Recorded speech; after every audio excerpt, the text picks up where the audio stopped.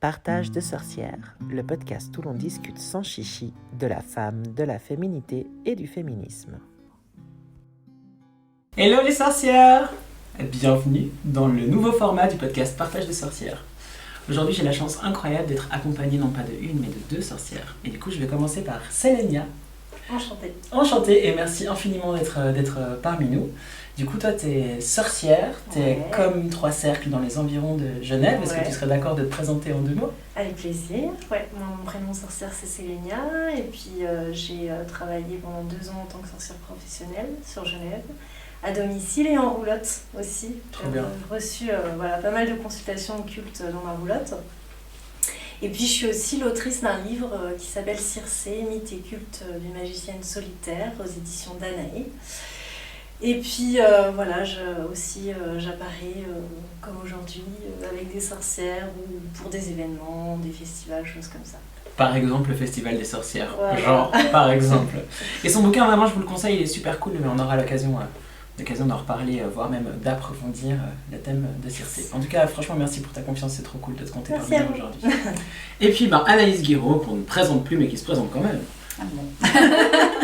Ok, donc je suis Anaïs, je suis autrice de romans historiques et également juriste dans mon travail de Moldu et je participe presque, je pense, depuis l'origine du podcast Trois Cercles et particulièrement vous pouvez m'entendre dans Partage de sorcières mais plutôt histoire. Donc on a déjà balayé pas mal de thèmes sur l'invisibilisation des femmes au cours de l'histoire, qui d'ailleurs apparemment fait succès quand même. Je dois dire que les femmes sont intéressées par ce thème autant que nous, donc ça fait plaisir. Et je suis ravie d'être là, de te rencontrer Selenia. Merci de ta présence. Merci S une fois de plus pour toute cette préparation, toute cette organisation. Au top comme d'habitude. Oh là là, le kiff. Et puis merci elle qui est pour le coup avec un casque. Derrière la caméra. Du coup, Partage de sorcières, habituellement c'est un thème et puis on l'évoque dans son intégralité. C'est aussi des chroniques histo. D'ailleurs, chère sorcière, si tu commences par cet épisode, genre sur YouTube et que tu connais pas encore le podcast, je t'invite à aller regarder l'épisode de la chasse aux sorcières, qui est celui qui fonctionne le plus. Et qui est vraiment un épisode... faut avoir mangé avant, parce qu'il est pas mal remuant. Mais franchement, voilà, il vaut le détour. Et sinon, on se retrouve aujourd'hui, et encore cette fois à venir, puisque notre idée, c'est de vous présenter chaque sabbat. Et on va commencer aujourd'hui par le sabbat de Yule. Donc, très très brièvement, les sabbats, qu'est-ce que c'est? Eh bien, ce sont des célébrations, on peut dire peut-être néo-païennes. Oui. Aujourd'hui, on peut dire néo-païenne. C'est ça, qui sont en fait du calendrier Wicca, qu'on connaît beaucoup par le biais du calendrier Wicca. On n'a pas abordé le thème de la Wicca d'ailleurs, on pourrait y revenir aussi une fois. On avait imaginé parler d'occulte et des traditions occultes plutôt modernes, et je pense que ça pourrait faire un bel épisode. Ouais, complètement. Notez, je peux pas écrire parce que sinon ça fait trop de bruit, mais c'est noté dans ma tête, je vais oublier. Voilà. Et du coup, donc, les sabbats, dans la roue de l'année, en fait, ce sont 2 fois 4 fêtes. On dit sabbats mineurs, les sabbats qui sont associés au soleil. Donc il est question de Yule le 21 décembre pour le solstice d'hiver, il est question d'Ostara le 21 mars pour l'équinoxe de printemps, de Litage, les anniversaires Lucie, en juin le 21 pour le solstice d'été, et puis de Mabon pour l'équinoxe d'automne le 21 septembre. Ça, ce sont les sabbats mineurs, ils n'ont rien de mineur, c'est juste qu'on les différencie en disant mineur et majeur. Et les autres sabbats, ce sont dans l'ordre Imbolc, Beltane, Lughnasadh et Samhain, le nouvel an des sorcières, qui sont des sabbats majeurs et qui sont plutôt des sabbats en lien avec la terre et la lumière. Ils sont pas sur le cycle en fait du soleil, mais ils sont plutôt en lien avec la terre. Et Yule, c'est le premier sabbat de l'année, puisque chez les sorcières, Samhain est le nouvel an. Ouais. Donc voilà, on démarre notre calendrier, notre roue de l'année aujourd'hui, donc on démarre notre podcast. Tant de symbolique et de correspondance. Magnifique. avec ce sabbat, mais peut-être que pour le présenter, on peut te donner la parole à Anaïs et puis que tu nous accompagnes à comprendre d'où vient Yule, quelles sont les traditions qui sont associées à ce sabbat.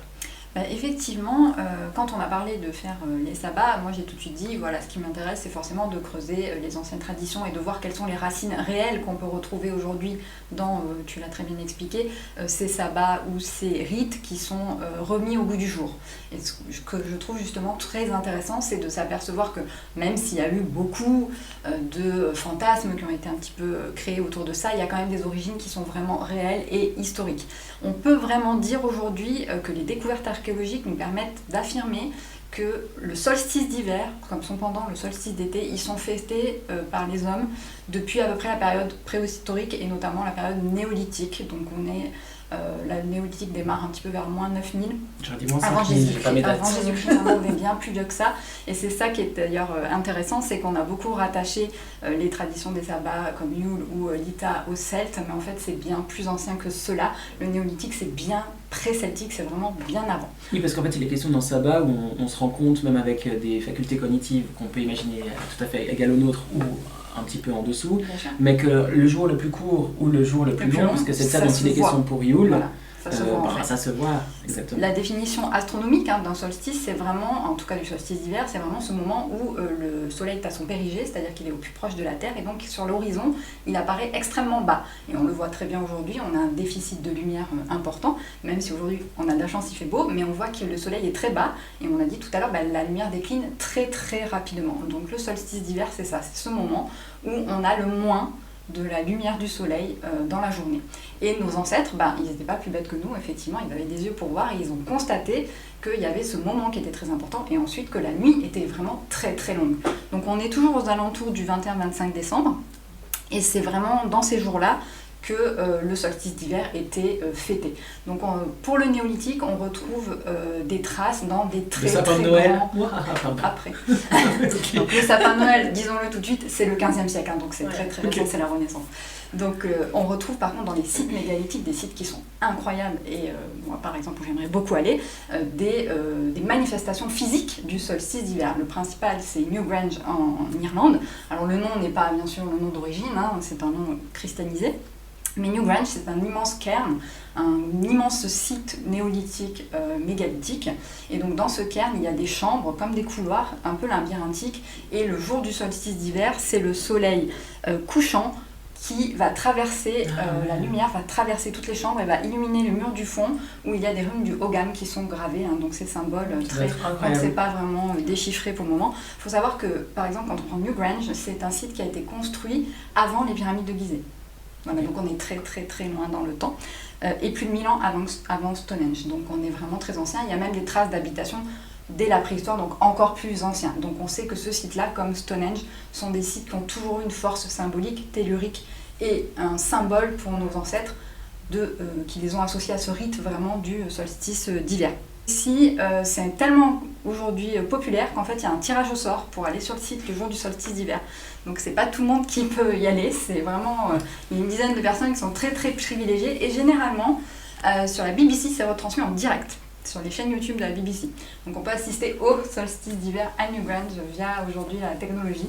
Donc je trouve ça assez marrant cette symbolique de il y a des millénaires et des millénaires, il y a des gens qui ont construit une chose vraiment assez énorme, assez magnifique. Et aujourd'hui grâce à la technologie, tout le monde peut y avoir accès, même si forcément c'est restreint parce qu'on ne veut pas que le site soit envahi, ce qu'on peut tout à fait comprendre. Le deuxième site c'est Stonehenge. Attends, parce que du coup c'est trop cool. Il faudrait absolument qu'on partage ça aux sorcières et qu'on trouve le lien avec elles pour le partager sur Insta, parce que franchement c'est tellement trouvable, cool. C'est un site qui est classé au patrimoine de l'UNESCO, donc il n'y a pas de souci pour retrouver, donner ensuite le lien. Moi j'ai trouvé que c'était génial.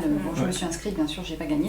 Je vais le refaire tous les ans jusqu'à ce que je gagne pour pouvoir assister au solstice d'hiver à Newgrange. Ça vaut le coup aussi d'aller voir même en période normale. Ouais, parce qu'on peut se figurer comment le soleil passe, etc.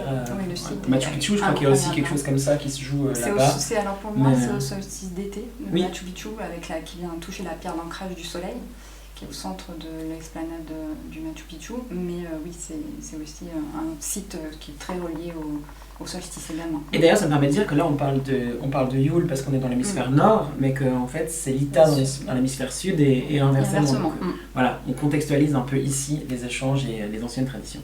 Donc le deuxième site, c'est Stonehenge. Alors Stonehenge, il est généralement plutôt, notamment dans les traditions du néo-druidisme, associé au solstice d'été. Mais en fait, il y a un phénomène du solstice d'hiver très très fort à Stonehenge. Et notamment, on a découvert que ce que l'on appelle Durrington Walls, donc les anciens murs et les anciens fossés qui étaient construits autour de Stonehenge, qui étaient en fait des poteaux de bois, donc ont disparu. Et il ne nous reste que le centre mégalithique, des grandes pierres bleues de Stonehenge. Autour, en fait, les portes sont alignées sur le solstice d'hiver. Donc maintenant, avec l'archéologie moderne, on sait identifier ces restes, qui sont vraiment juste des empreintes, il n'y a vraiment plus rien.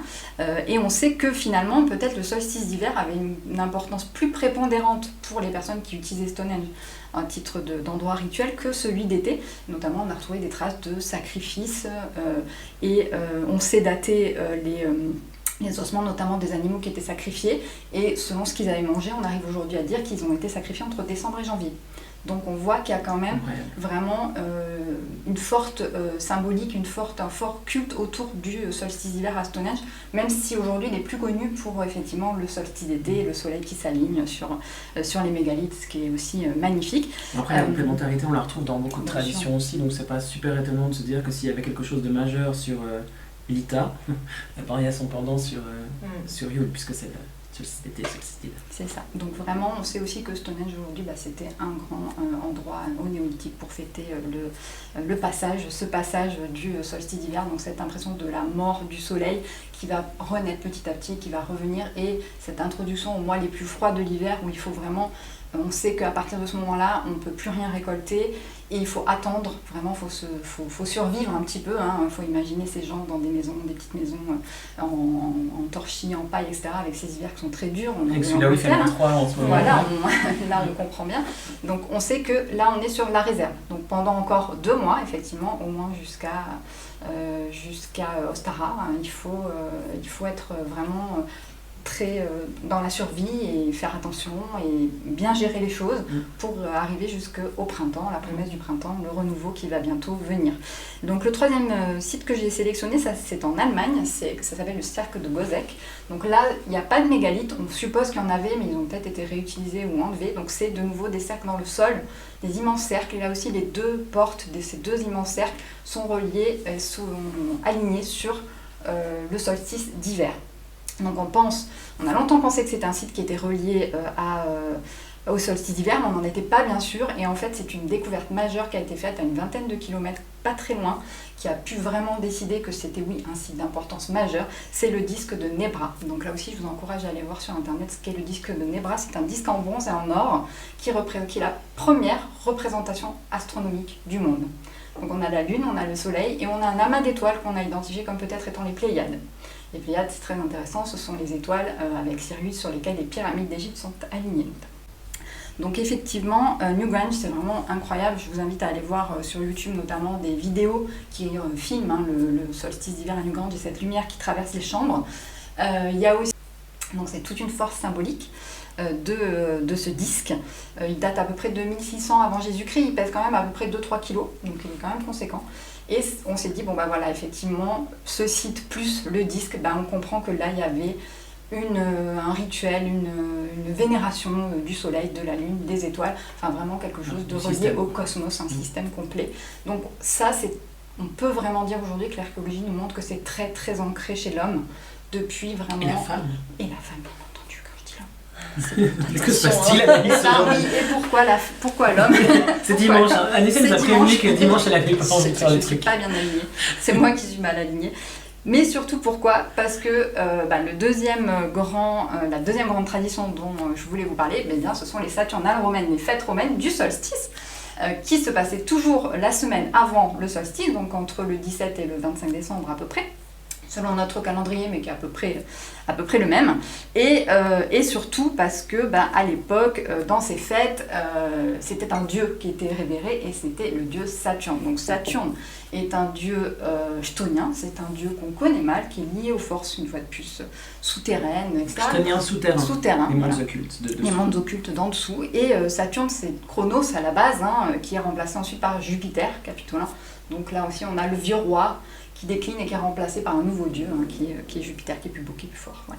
Mais Saturne, surtout, ce qui était intéressant, c'est que tout le reste de l'année, son culte est effacé. Il n'a quasiment pas de culte, c'est ce qu'on appelle un Deus Autiosus, c'est-à-dire un dieu bandé. Il est entouré de bandelettes, on le fout dans son temple et on n'y touche plus jusqu'au prochain. Il a la gueule de bois jusqu'à l'année prochaine. C'est ça, il reste caché, il reste enfermé.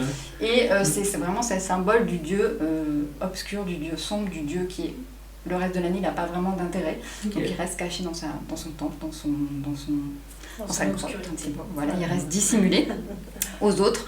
Alors qu'après, comme l'Empire était quand même très très vaste, on avait une multitude aussi de dieux qui étaient reliés au culte du solstice d'hiver, principalement Dionysos, Apollon ou Mitra, qui sera le grand dieu de la fin de l'Empire venu d'Orient et qui est un dieu solaire et qui sera peu ou prou l'origine de notre petit Jésus. Voilà, on va dire, puisque Mitra, il était fêté aux alentours du 25 décembre. Et là, c'est les Romains, tu disais. Ce sont les Romains, on est en plein dans l'Empire romain.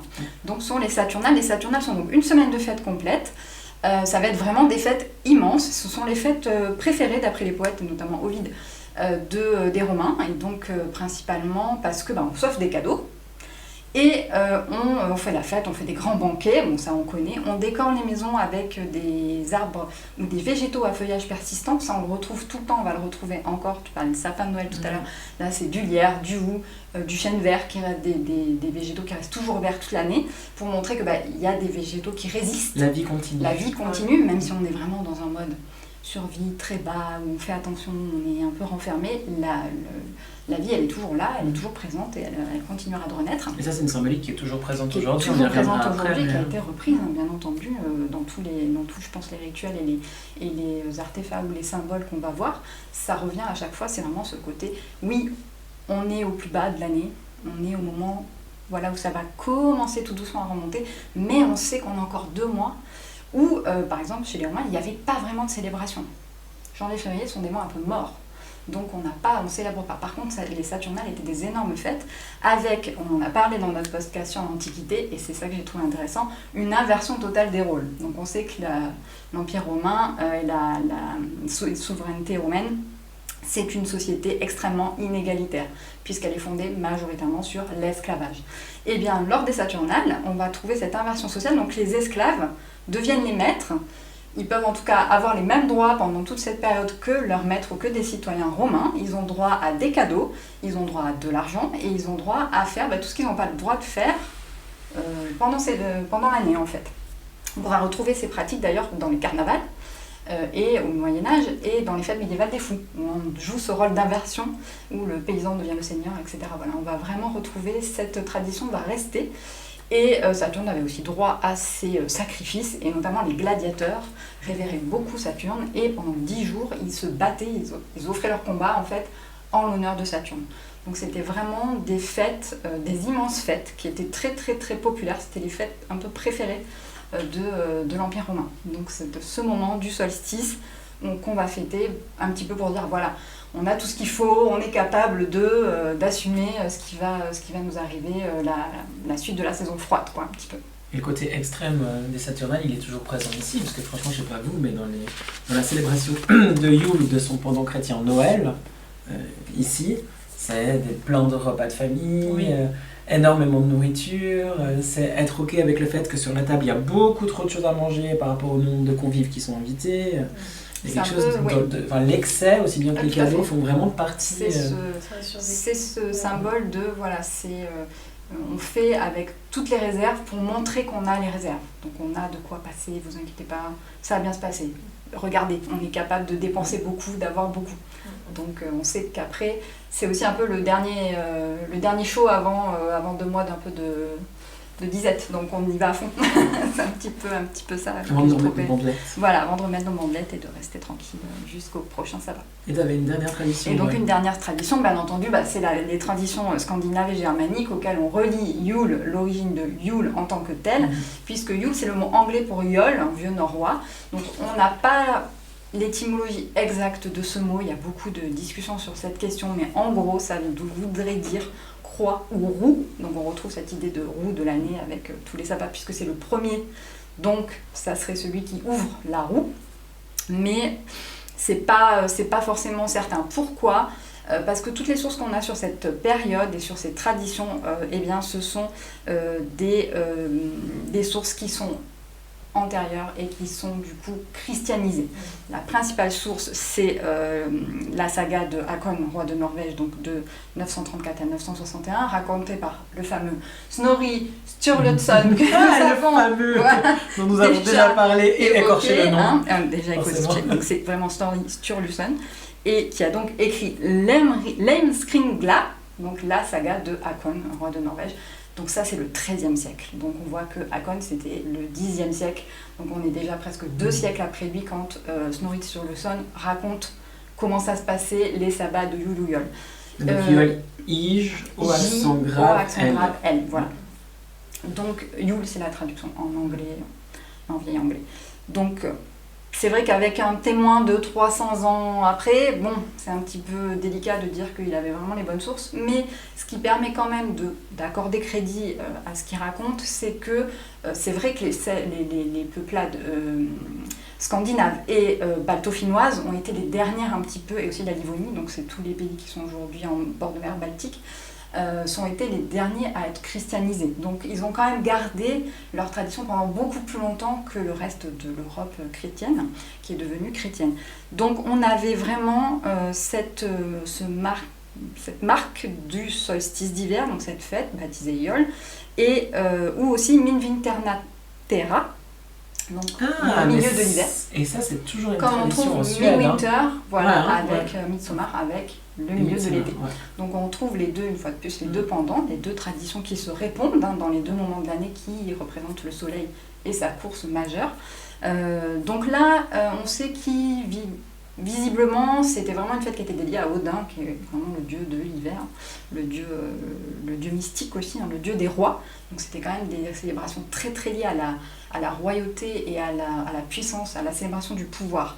Donc par la célébration de Yule et par exemple offrir beaucoup de banquets, offrir beaucoup de nourriture et prévoir l'année suivante, on célèbre le dirigeant, l'homme qui a le pouvoir, la personne qui a le pouvoir. Putain, non, je suis encore désolée.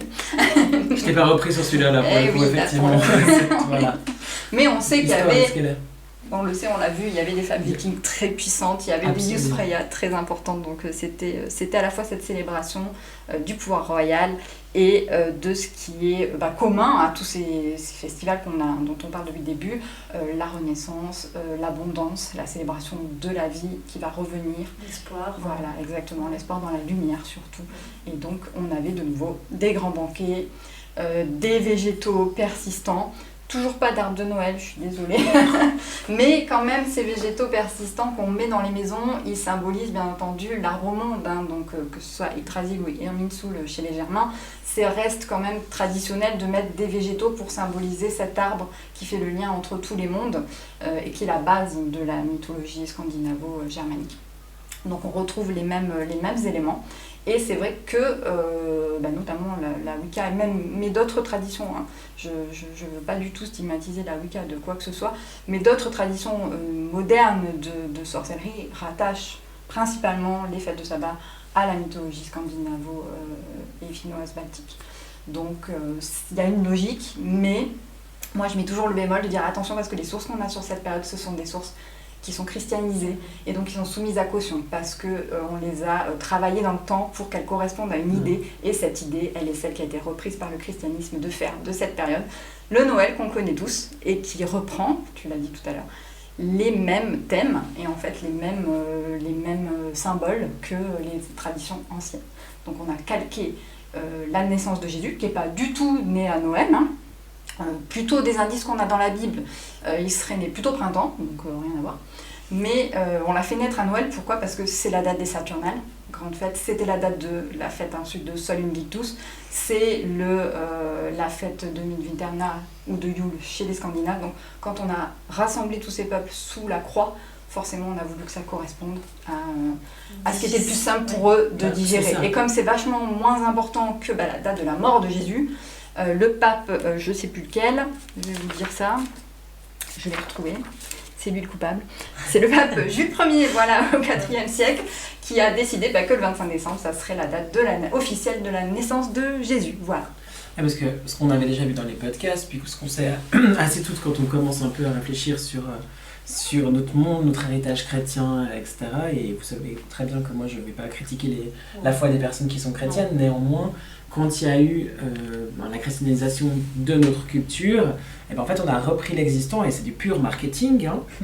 On a repris l'existant, puis on l'a transformé pour qu'il n'y ait pas forcément trop de mouvements de masse, puis que pour les personnes, ça reste cohérent. Difficile d'éradiquer des coutumes qui sont bien ancrées. Ouais. Aussi anciennes, on le voit, c'est quand même une histoire qui dure depuis un certain temps. D'ailleurs, oui, on voit même aujourd'hui que beaucoup de personnes célèbrent Noël sans être chrétiens au final. Donc c'est quand même une célébration qui revient avec cette idée de lumière, de partage. Je suis assez sans d'accord. Forcément, elle est devenue presque laïque, mais tout en gardant une symbolique de lumière et d'échange plus que chrétienne presque. Je suis entièrement d'accord avec ce que tu dis, et je trouve que même aujourd'hui Noël, elle est plus tellement devenue effectivement liée à la religion chrétienne, et c'est ça que je trouve intéressant, c'est que on peut fêter Noël sans être chrétien. Enfin, moi j'ai de la famille qui est du côté musulman, et ils fêtent quand même Noël parce qu'ils sont ici et que c'est traditionnel, et ça n'a pas pour eux de connotation religieuse. C'est un moment de partage, un moment de se retrouver et de célébrer effectivement, le moment où on va être tous ensemble et on va pouvoir fêter ce moment de renaissance effectivement. Avec les enfants.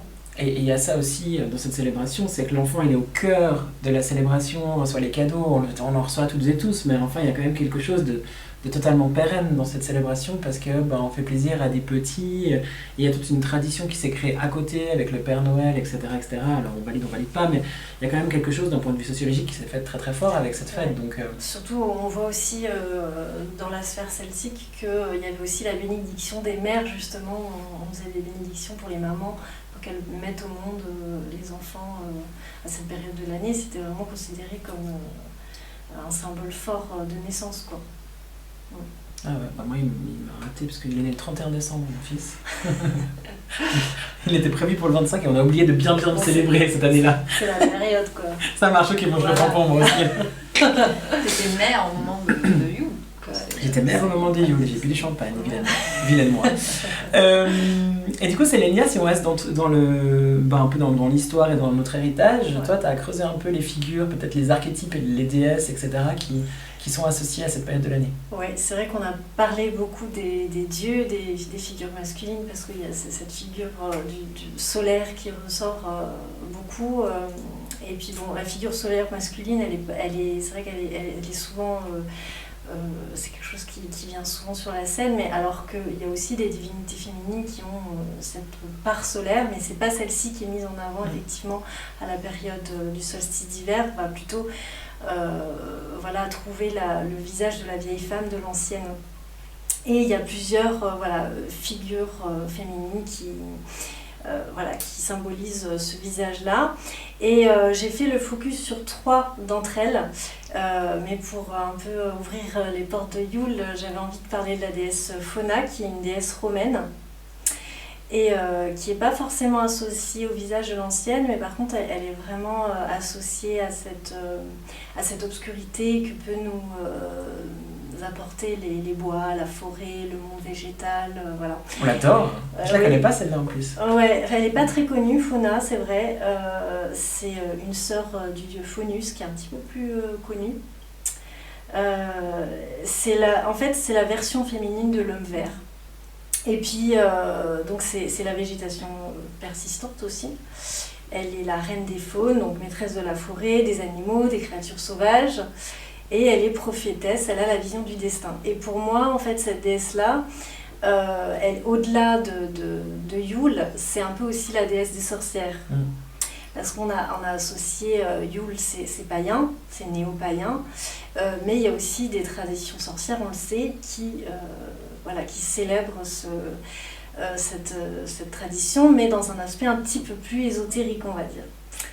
Alors, les femmes qui célébraient son culte au commencement de décembre, à la période de Yule, se réunissaient au cœur de la forêt dans une fête nocturne, et mystérieuse bien sûr, qui était interdite aux hommes.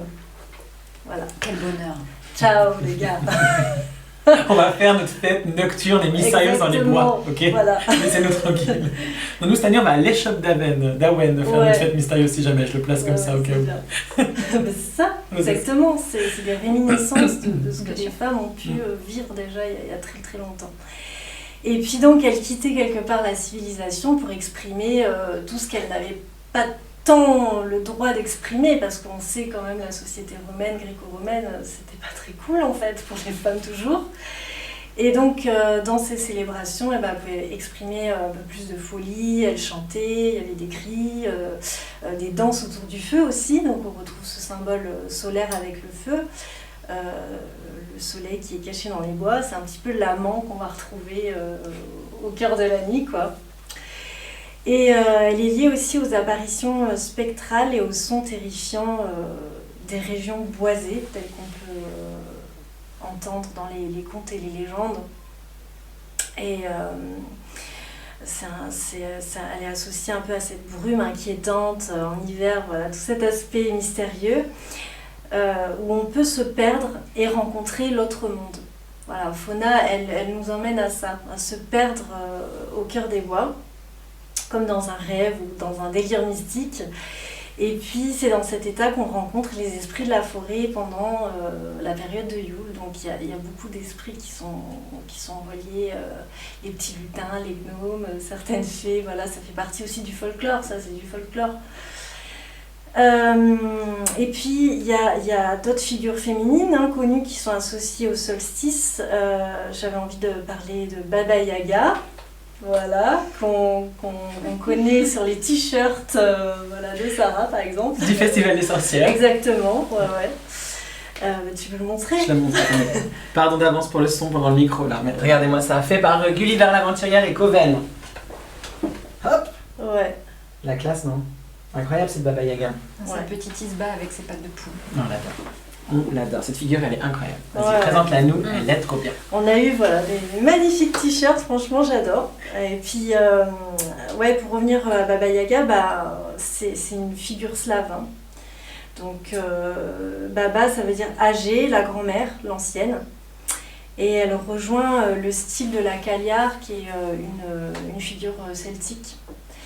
Et c'est pas une déesse à proprement parler, mais c'est davantage un personnage légendaire puisqu'elle apparaît dans un conte russe. Mais on peut faire le lien avec une déesse mère archaïque, comme beaucoup de figures de sorcières qu'on retrouve dans les contes au final et qui ont été très, diabolisées en fait, et qui sont souvent en fait des réminiscences d'anciennes figures mythologiques de déesse mère. Pour moi, le personnage terrible, ravisseuse d'enfants, c'est un peu le côté patriarcal de l'histoire, quoi, parce que Baba Yaga, c'est vrai qu'elle prend les enfants dans sa maison, là, dans sa maison qui tourne avec les pattes de poule. Mais en fait, c'est une magicienne. C'est une magicienne et guerrière aussi, parce qu'elle est à cheval. Et puis elle vit seule, donc elle se débrouille seule, elle est vieille et presque aveugle aussi dans certaines légendes.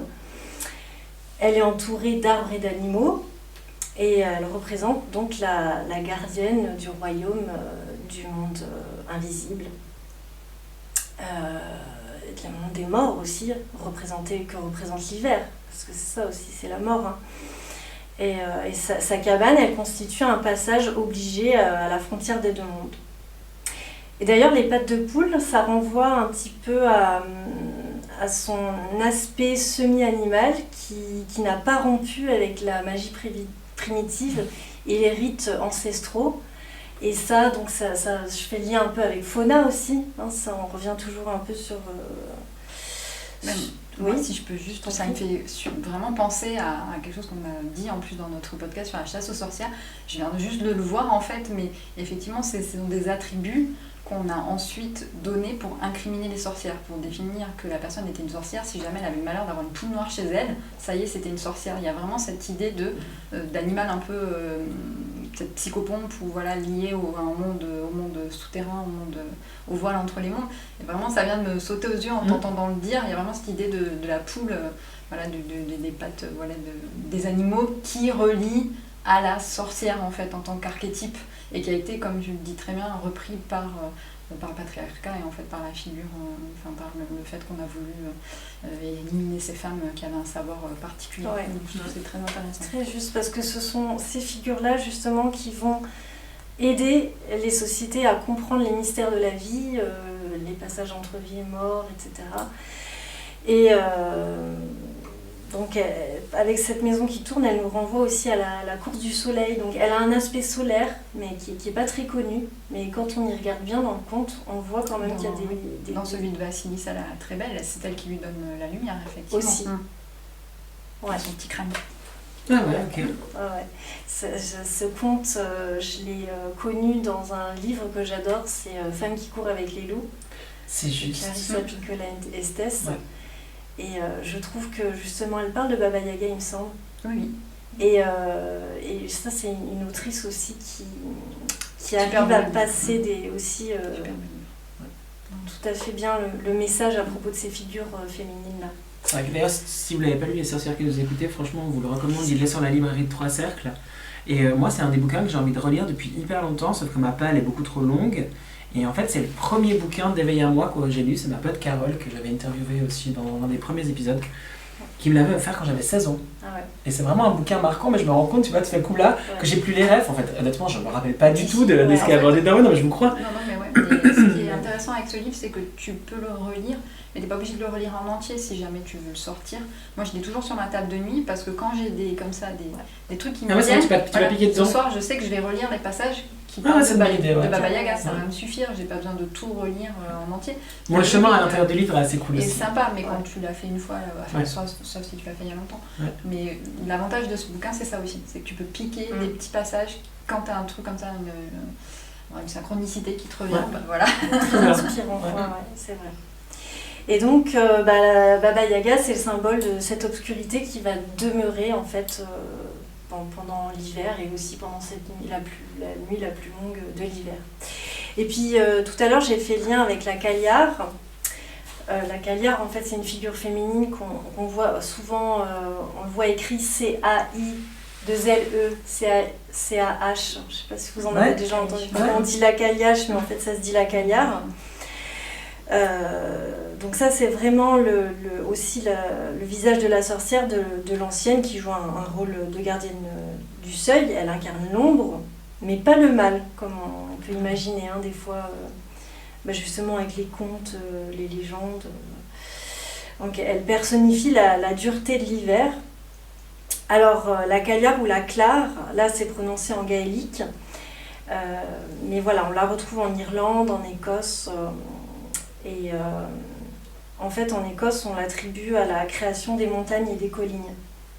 Donc on dit que ces collines, elles ont été formées quand elle traversa le pays en faisant tomber des pierres de son panier. Donc il y a un aspect aussi bâtisseuse. Ouais. Et donc la Cagliare est une sorcière divine et possiblement une déesse mère ancestrale aussi. Voilà. Associée à la terre, au chaudron et au bâton, parce qu'elle tient un bâton avec lequel elle glace le sol. Donc c'est un peu elle aussi qui quelque part, qui amène le froid, quoi. Et son apparence est terrible, c'est la vieillesse, quoi. Voilà, c'est vraiment la C'est vieillesse. la vieille femme la mort / Baba Yaga, c'est ça C'est ça. Ouais. Elle fait peur parce que, en fait, elle est le miroir de cette terrible angoisse pour nous tous, quoi, qui est la mort, en fait, la fin. Et donc, il y a aussi une réflexion ésotérique sur ce passage avec cette figure féminine. Elle vit dans une grotte aussi.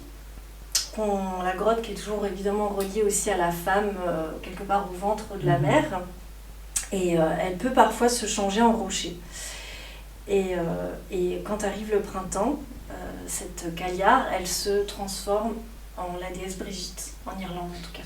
Donc en une belle sorcière déesse. Voilà. Jeune, fraîche. On retrouve ces trois âges, Ouais. ces trois âges de la femme qui reviennent tout le temps, qui sont très forts symboliquement. La petite fille, la vierge, surtout dans les contes, on l'avait déjà vu dans l'épisode sur les contes. La petite fille, la petite vierge, la femme mère, et puis la vieille femme qui va vers son déclin, vers la mort, C'est effectivement. ça. Donc il y a un côté aussi un peu alchimique aussi. Totalement, oui. On peut aller par là aussi. Oui, c'est vraiment, ça rejoint le personnage de Saturne, qui vraiment, Saturne il est relié au plomb dans l'alchimie, c'est son symbole. et c'est ce soleil noir de la nuit de l'alchimie, hein, donc on retrouve quand même... je préférerais du coup que ça soit une femme, mais On peut. c'est ma critique sur les pratiques ésotériques alchimiques. Ah bien sûr. Ouais, c'est Ah oui, oulala. Oui, ça c'est un Du autre coup, débat, mais ouais. très intéressant aussi. Complètement. Effectivement. Il y a 0 rêve pour le coup. Mais on en reparlera. Ouais. Donc voilà, comme tout dans la nature, eh ben, les choses déclinent et renaissent. Voilà, donc c'est le symbole de ces figures vieilles de sorcières, on va dire. C'est ce qu'elles veulent nous apprendre. Et aussi les honorer, les accepter et reconnaître leur figure. Chose que dans nos sociétés actuelles, on ne préfère pas trop. Bah, on ne préfère pas, et d'un point de vue esthétique et même sociétal, mais moi qui fonctionne en tant que coach et qui accompagne des femmes, je me rends compte aussi que les périodes d'hiver pour soi, on ne les accueille pas. On accueille difficilement les périodes où on a besoin de repos, on a besoin de réduire le rythme, on a besoin de se mettre en arrière. Feignasse, t'as pas le droit d'être feignasse. T'as pas le droit d'être feignasse. Bah déjà, t'as même pas le droit d'avoir mal au bide quand t'as tes règles, de toute façon. Enfin, si on fait vraiment des correspondances, Ouais. enfin, il y en a plein, ce côté fin de choses, cette période de descendre vers la fin, vraiment vers l'hiver, ce qu'on vit maintenant, parce que là on enregistre, c'est le 18, 17, quelque chose comme ça, jusqu'au 21, où là ce sera vraiment la fin. Après, on va se focaliser que sur mais en fait, c'est le roi Shen qui gagne sur le roi Wu et Pâques, on repart. Et en fait, c'est la nouvelle année, donc il faut maigrir, il faut faire des puis on repart sur ça. régimes, il faut se reprendre en main. Moi, je trouve ça, ces injonctions-là me dépassent personnellement. Ouais, c'est assez compliqué. En tout cas, je te remercie pour ta sélection Avec plaisir. de déesses, parce qu'elles sont intéressantes. Déjà, il n'y a pas de C'est déesse super mère. intéressant. Moi, je trouve toujours intéressant quand on arrive à sortir plus de 2 déesses qui ne sont pas mères. On en a sorti 3. Ouais. On s'était pas concerté en plus les sorcières pour le 3, donc merci Salamia, j'ai une relation particulière comme vous sûrement. Enfin, Baba Yaga a 40 filles quand même. Ah, c'est une déesse mère. Ah, je savais pas, Ouais. son archétype. Elle a 3 fils aussi. Ouais. Ah, je pensais qu'elle était pas, j'avais que bouffé des enfants. Bon, ces garçons, elles s'en occupent pas trop, mais... Non, elle laisse, Ouais. Mais, Ah ouais, donc Ouais, 2 sur 3. Ça va, beau score. Elle a une longue vie. Ouais. Elle a une longue vie. Elle a une longue donc, vie. Ouais. Trop bien. Merci infiniment et merci pour la découverte de Fela, parce que du coup, voilà, moi je l'avais pas. Découverte. c'est super Exactement. Pour continuer sur Yule, je voulais vous partager un peu de correspondance. Du coup, les sorcières, si vous avez envie de faire vos rituels et que vous savez pas trop quel symbole mettre, on en a déjà parlé vraiment beaucoup. Et puis ensuite, Sélénia va nous présenter des idées de rituels et d'artefacts. Mais du coup, moi j'utilise le grand livre des correspondances d'Alliance Magique. Je l'aime bien, je le trouve bien complet. Il n'est pas hyper sexy à lire, hein. C'est pas un livre qu'on peut lire, c'est un livre qu'on va chercher en ressources. D'ailleurs, Alliance Magique, sachez qu'on va vous contacter avec notre podcast pour peut-être vous proposer un partenariat, parce que je pense qu'on a tous vos livres. Voilà. Et du coup, dans les correspondances, donc on a parlé du soleil, on n'a pas parlé du moment de la journée, qui est minuit. La saison, c'est l'hiver. Les couleurs sont argentées, blanc, doré, rouge et vert, à Yule. On a parlé des arbres, donc c'est tous ces arbres qui restent verts, l'if, le pin, le sapin, le chêne. Le châtaignier, non, ça je savais pas. Non, voilà, Le moi, bois, j'avais pas le peut-être du châtaignier plutôt. Ouais. Peut-être en bois, parce que c'est sûr qu'il perd ses feuilles. Ouais. Hein. Par contre. Dans les plantes, le chardon et le gui et la myrrhe aussi. Il y a une huile essentielle incroyable, si jamais. Et puis, dans les déesses, on en a déjà parlé, donc je dis rien, je vous laisserai découvrir les autres ici dans ce livre. Et sinon, les oiseaux, je trouvais intéressant, il y a plein d'oiseaux, c'est assez rare qu'il y ait autant d'oiseaux qui soient en correspondance avec un sabbat. Et en fait, c'est rigolo parce que c'est aussi un sabbat où nous on mange de la dinde traditionnellement. Alors j'imagine qu'il doit y avoir aussi un lien avec la dinde aux US. Enfin, j'ai pas creusé, je sais pas quel est le lien d'un point de vue symbolique. C'est plutôt l'origine des US, puisque la dinde est un animal qui n'existait pas chez nous avant. Oui, mais peut-être la volaille. Enfin, je trouve intéressant parce que du coup, il y a plein d'oiseaux. Hein. Donc voilà, aigle, chouette, martin pêcheur, oie en l'occurrence. Voilà. Bah après, quand on pense à Baba Yaga, c'est vrai qu'elle a des pattes de poule. Voilà. Ouais, non, c'est vrai. On revient- C'est super réflexion quand tu l'as dit tout à l'heure, je me suis dit, non. Il y a peut-être un truc. Bon voilà, Yule l'année prochaine, Yule 2023, on creuse la tête de poule. Enfin, poulailler participatif, comme ça on aura tout le temps des os. Ah ouais, c'est cool ça. Donc du coup, voilà, les correspondances pour Yule, on les connaît finalement assez bien parce qu'on les a sur notre table. Il y a aussi quelque chose qui se joue avec la bûche de Noël. Ouais. C'est le symbole du feu, de l'âtre, de la renaissance de la Les lumière. bougies Dans beaucoup, le... hein. Les bougies. le feu sont très présents. Forcément le retour de cette lumière qui disparaît du ciel et qu'on va remettre dans le foyer pour faire en sorte de montrer qu'elle n'a pas disparu, parce que nos ancêtres, particulièrement les Romains, ils avaient quand même très très peur à cette période aussi que que le soleil disparaisse pour de bon, en fait. Et c'est pas les seuls, les Mayas, on n'a pas parlé de l'autre côté de l'Atlantique, on a un peu évoqué le Pérou, mais les Mayas aussi fêtaient, alors eux, ils avaient aussi une idée d'arbre-monde qui s'appelle Akshak, et ils avaient aussi ces célébrations très très très liées au solstice d'été et d'hiver, et ils avaient cette crainte que le soleil disparaisse à tout jamais. D'ailleurs, le calendrier Maya, les périodes s'appellent des soleils. C'est le premier soleil, le deuxième soleil, le troisième soleil, et on est dans le 5e soleil. Celui qui aurait dû... non, dans le 6e du coup. Le 5e, c'était celui qui aurait dû se finir en 2012. Oui, c'est juste, ouais. Voilà. Je me suis pas trop arrêtée là-dessus. Mais après, il y a quand même plein de sabbats qui sont très associés à la lumière. J'ai l'impression que de Mabon, du 21 septembre, équinoxe d'automne, en tout cas jusqu'à Imbolc, il y a vraiment ce lien super fort avec la lumière et tout un tas de rituels avec la lumière. Je sais pas si toi tu as sélectionné dans tes idées de rituels des rituels qui sont en lien justement avec la lumière. Oui, c'est vrai qu'il y a cette tradition déjà du feu aussi. On va allumer un feu et puis c'est toujours ce thème solaire. Il y a aussi la tradition veut qu'on ait une bougie, une grosse bougie qui soit vraiment consacrée à ce solstice. Même pour Noël, ça se fait aussi dans les traditions de Noël. Et puis la divination aussi par le feu. En fait, il y a cet aspect prophétie aussi beaucoup dans les feux de sabbat. Et dans le feu de Yule, c'est ça, c'est qu'on a aussi les visions de l'avenir qu'on peut voir dans un feu de cheminée, par exemple. On va jeter des herbes séchées et puis ça va nous permettre d'avoir quelques visions sur l'année à venir, voire même faire des augures aussi. Il y a beaucoup de pratiques augurales pendant la période de Yule.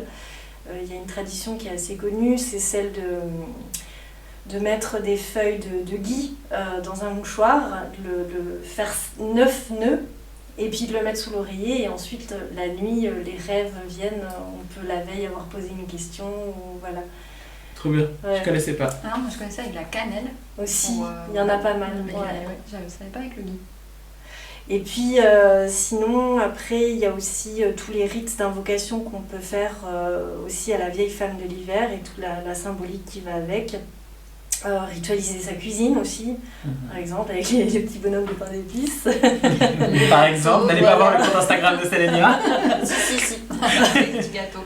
Oui. Les petits gâteaux. Voilà, qui peuvent porter des messages dans le monde invisible, notamment par l'intermédiaire d'offrandes. Donc, par exemple, là, sur ton petit gâteau, tu peux graver un message et puis ensuite l'amener dans la forêt pour faire passer un message à les esprits de la nature ou une divinité en particulier. Ou si on travaille avec certains arbres, certains végétaux, voilà. Les offrandes de nourriture peuvent être aussi une tradition parmi d'autres. Et puis, dans certaines traditions sorcières aussi, les coutumes de ritualiser avec des masques d'animaux.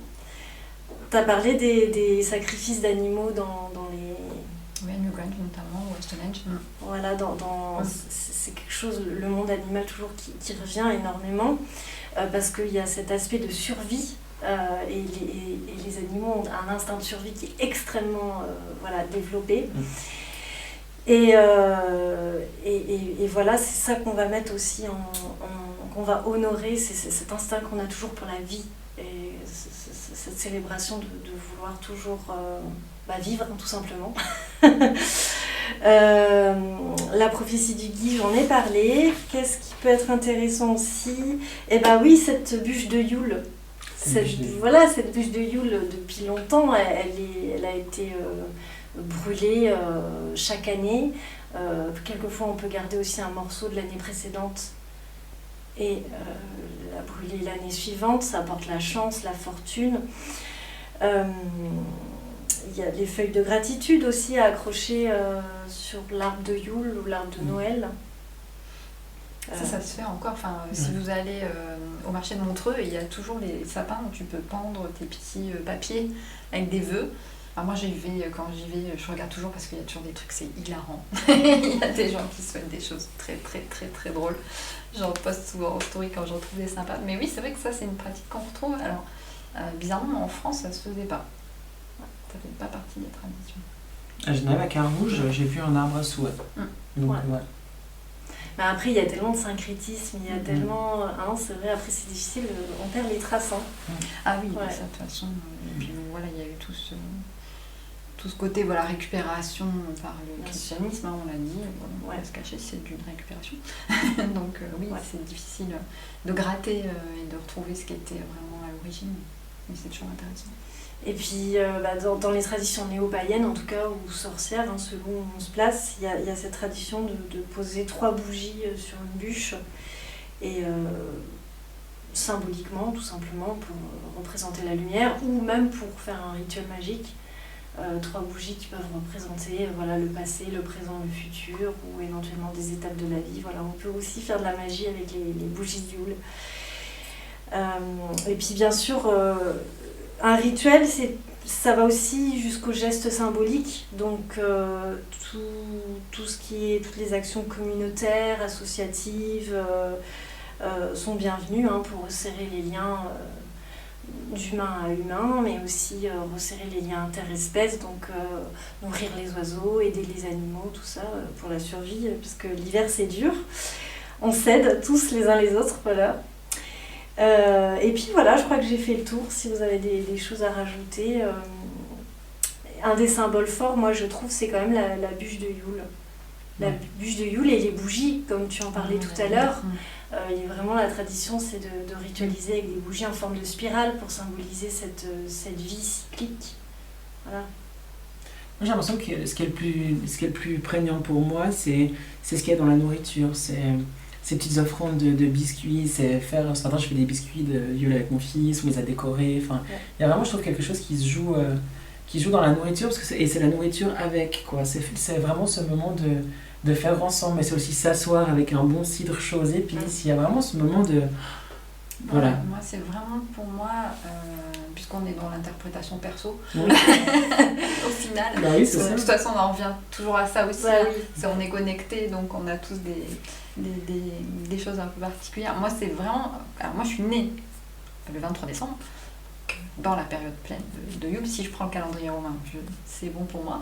Et le calendrier grégorien que nous appliquons aussi. Mais vraiment, moi, c'est vraiment un moment de gestation pour moi. En général, c'est à ce moment-là que je me dis, ah, là, je sais ce que je vais faire l'année prochaine, des projets que j'ai d'écriture.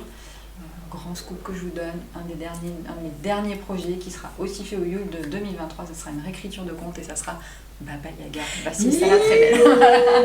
Moi, je savais déjà, mais je suis trop contente que tu l'as. Ouais, ça sera très très certainement. Ça va être vraiment cool. Donc c'est vraiment pour moi ce côté où là, je fais pas vraiment, mais je prépare. Voilà. Et il y a ce côté dans la cuisine aussi. Je prépare les choses, je me mets un peu en stand-by, mais je sais que ça va redémarrer progressivement. Il y a vraiment ce retour de la lumière, je le guette beaucoup. C'est vrai que j'ai tout, alors j'adore les proverbes aussi, donc j'ai tous les proverbes, à la Sainte-Luce, les jours croisent du pas d'une puce, à la Saint-Machin, du pas d'une oie, et je suis là, c'est bientôt bon, voilà, ça va le faire. Donc vraiment, il y a ce côté retour de la lumière et en même temps repli un peu sur soi. Si j'ai du mal à venir sortir un dimanche de ma grotte, je suis un peu, voilà, la crone, la vieille femme dans sa grotte. Moi j'aime bien cette image-là. Ouais. Et c'est vrai que je bouge assez peu et je suis vraiment dans ce moment où je me recroqueville un petit peu sur moi-même, mais à l'intérieur, ça monte, ça crée, ça bouillonne et je suis impatiente de recommencer. Peut-être je voulais partager un truc et je bouclerai ma petite boucle après. Okay. Je t'en prie. Pour terminer, sur les artefacts, parce qu'on a parlé de la bûche de Noël, tu as parlé de nourriture. Ouais. Et c'est vrai que je n'ai pas parlé des oranges, mais c'est vrai que les oranges séchées, c'est quelque chose avec les clous de girofle. Piquer le clou de girofle, par exemple, ça c'est une vieille tradition aussi, pour éloigner la malchance. Et puis les guirlandes aussi, j'en parle parce que moi j'adore, on est dans ma cuisine. Les guirlandes de citron et d'oranges séchées avec la cannelle, l'anis et tout ça, voilà quoi. Ça c'est des traditions aussi, ça fait partie des artefacts aussi quelque part. Non mais complètement, la nourriture joue quand même un vraiment grand rôle. Nous en Provence on a la tradition, le soir de Noël c'est des 13 desserts, donc qui représentent normalement les 12 mois de l'année plus 1, qui est mystique, puisque le dernier des desserts c'est la fougasse, donc c'est une énorme brioche, qui est à l'anis et à l'huile d'olive en général. Donc il y avait vraiment cette tradition de l'abondance aussi, on montre qu'on est abondant, qu'on est fort, qu'on va y arriver, parce que, regarde, on est capable de mettre beaucoup. Bah c'est ça, on est vraiment, ça se retrouve partout. On a nos réserves, c'est bon, on va pouvoir passer les 2 mois suivants, qui sont un petit peu jusqu'à février, c'est un peu dur quand même. Ouais. Trop bien. Alors, on se laisse faire ta boucle. Je fais ma boucle. Non, j'avais envie de Tournons, boucler. tournons comme le soleil. Exactement. Non, j'avais envie de boucler en disant aux sorcières qui nous écoutent, à moins que vous ayez encore envie de partager quelque chose. Écoute, non, pour moi ça va. Ça roule? C'est bon pour moi aussi. Ben, merci les filles. Infiniment pour tous vos partages. Mais ce que j'avais envie de dire aux sorcières qui nous écoutent, et je le dis assez souvent, mais je trouve que là ce serait peut-être encore plus important de le dire, c'est qu'en fait, les pratiques magiques, les pratiques de sorcières, c'est l'indépendance et c'est reprendre son pouvoir personnel. Du coup, ben, nous, on vous a partagé des anciennes traditions, des propositions de rituels, des artefacts qui font sens, etc. Mais la magie la plus puissante, elle vient de vous. C'est vous qui savez ce qui est cool pour vous. C'est vous qui pouvez créer vos rituels. Vous pouvez mélanger toutes les cultures. Vous avez tous les droits, en fait, à l'intérieur de vous et dans votre pratique, de faire ce que vous estimez bon pour vous, tant que ça ne nuit à personne. C'est le principe de base, en gardant en tête que toute action nous revient 3 fois, allez je le place. Mais voilà, c'est vraiment important de se dire qu'on peut aussi être dans un mix de culture, de religion, etc. et de trouver beaucoup de sens à Yule et au film de Noël sur Netflix. Ceux où il y a toujours le bûcheron beau gosse qui va tomber sur la fille qui vient de la ville. Mais grave. Mais évidemment. Du coup, utile. On va profiter de notre fin de dimanche pour aller le mater, ce film de Noël. Merci infiniment Sélénia du coup de nous avoir rejoints dans Partage de sorcières et dans cette chronique sorcellerie dédiée au sabbat. Merci à vous pour l'accueil. C'est trop une joie de me dire qu'on te revoit encore. Vraiment cool, merci beaucoup. Merci Anaïs comme toujours pour tes recherches et pour tes retours. Et merci aux sorcières qui nous ont écouté, regardé, j'ai créé un mot bizarre, un R court. Merci à vous les sorcières, merci pour votre soutien, vos petits mots, etc. Ça nous fait vraiment immensément plaisir. Vraiment, vraiment, vraiment. C'est super important. Et puis merci à Lucie qui va se taper le montage. Joyeux Yule les filles. Bye.